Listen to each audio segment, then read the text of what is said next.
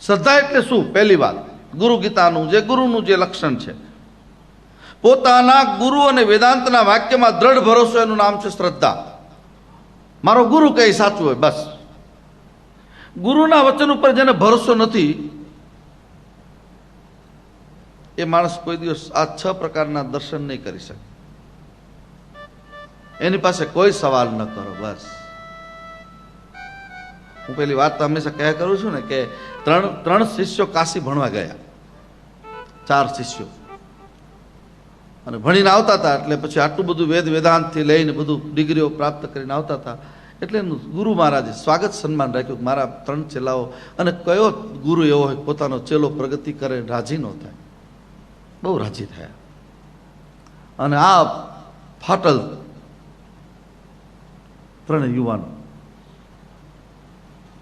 અહંકાર ડોક્યા મારી ગયું અંદર. ગુરુની કૃપા ન હોય ને તો જ્ઞાન આવે તો અહંકાર આવે. આ ગાદી બહુ ખરાબ વસ્તુ છે.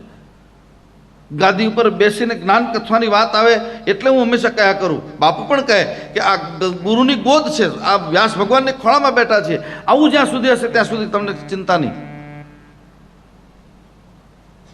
એટલે પેલા શિષ્યો આવ્યા અને કીધું કે શું થયું બેટા, કેટલું કે અરે બાપુ તમારી કૃપાથી ખૂબ ભણ્યા, શાસ્ત્રાર્થ કરતા કરતા કાશીથી લઈને લીંબડી સુધી જેટલા આવ્યા એટલા બધાને હરાવી દીધા. એટલે ગુરુ બહુ પહોંચેલા હતા. એને કીધું બેટા બધાને હરાવ્યા? હા બાપુ બધાને હરાવી દીધા. હવે કોઈ બાકી છે? તમે એક બાકી છો. ગુરુ કે મારો બેટો મેરી બિલ્લી મુझसे મિયાઉ. એટલે એને હાથમાં એક કબૂતર લઈને ગયા હતા. કબૂતર હાથમાં, એને પૂછે છે કે ગુરુ તમે કહી દો આ કબૂતર જીવતું છે કે મરેલું? ગુરુ પહોંચેલો તો એને થયું કે આ મને હરાવા જ નીકળ્યો છે. એટલે કીધું કે મનમાં મનનો વિચાર કર્યો કે હું આને કહીશ કે જીવતું છે તો મારી નાખશે, ગળું એના હાથમાં છે, આમ દબાવે એટલી જ વાર લાગે.